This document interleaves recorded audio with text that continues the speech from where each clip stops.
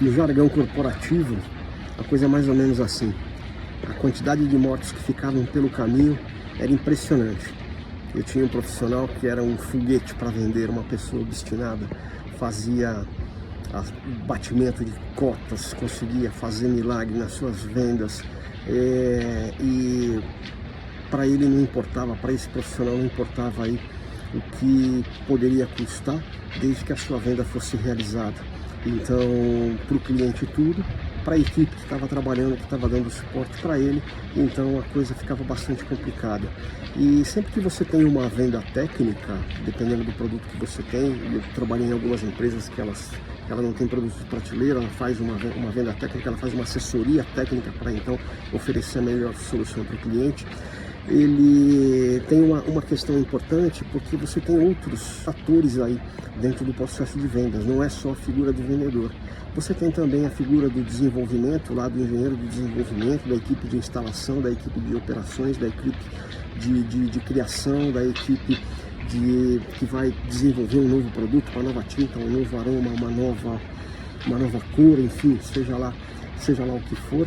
E eu sei que pela obstinação desse profissional que nós tínhamos lá, o ambiente era tão tenso, o ambiente era tão tóxico na relação comercial dentro da unidade de negócio, que nós começamos a perder profissionais de outras áreas críticas dentro da organização, que eram profissionais muito importantes e que não atendiam só a esse profissional de vendas que nós tínhamos, atendia toda uma equipe, outros clientes, e os clientes tinham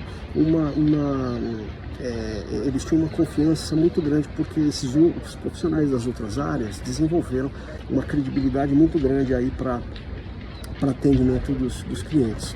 E na minha natação eu passei por um episódio semelhante, e é muito interessante porque quando você está falando de pessoas, você está falando de objetivos diferentes, você está falando de experiências diferentes, você está falando de backgrounds, de interesses, enfim, do que elas buscam de uma forma distinta, do quanto elas estão engajadas com o que ela está fazendo.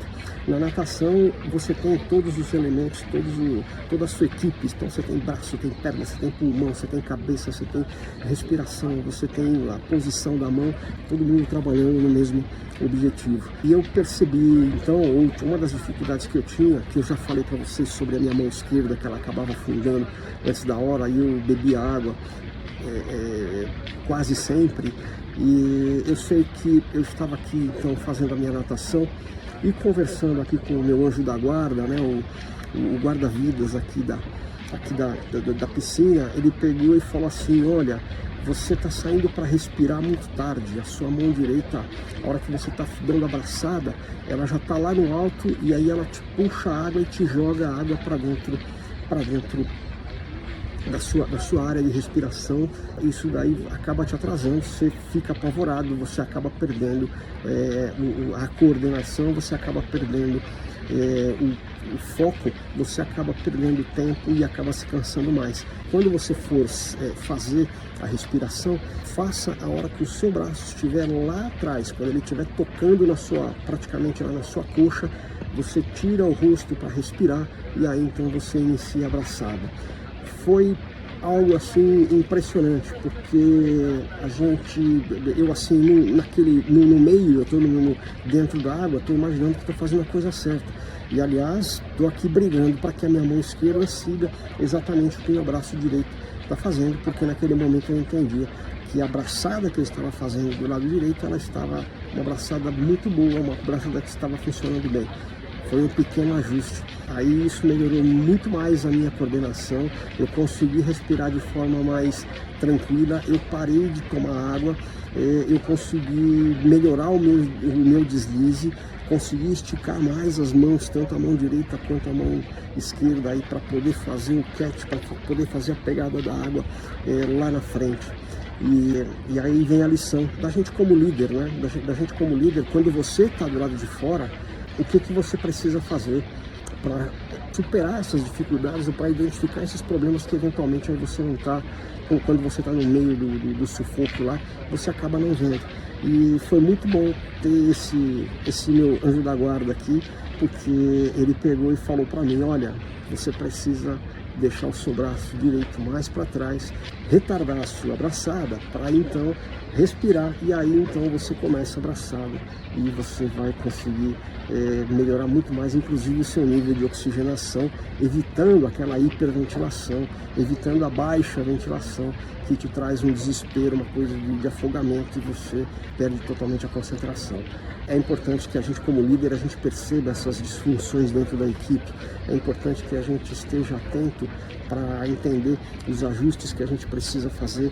É importante que, especialmente, que a gente escute as pessoas que também estão de fora, porque muitas vezes quem está de fora tem uma visão panorâmica, tem uma visão de helicóptero muito maior do que a gente, do que efetivamente a gente tem. A pessoa inteligente, a pessoa sábia, ela escuta as outras pessoas sábias, ela escuta as pessoas experientes, elas escutam as pessoas que já passaram pelas dificuldades que nós estamos passando para poder melhorar. O que aconteceu lá na empresa que eu trabalhava, que tinha essa super profissional? Lamentavelmente aí a gente precisou fazer o desligamento. Chegamos a bom termo, ela entendeu que o modelo que a gente precisava que ela trabalhasse, esse profissional não teria aderência ao estilo que a empresa estava precisando, por conta de pensar no todo e não só num pedaço específico, e nós optamos então por fazer uma partida, um desligamento aí de consenso, cada um seguiu o seu lado, cada um foi para algum lado.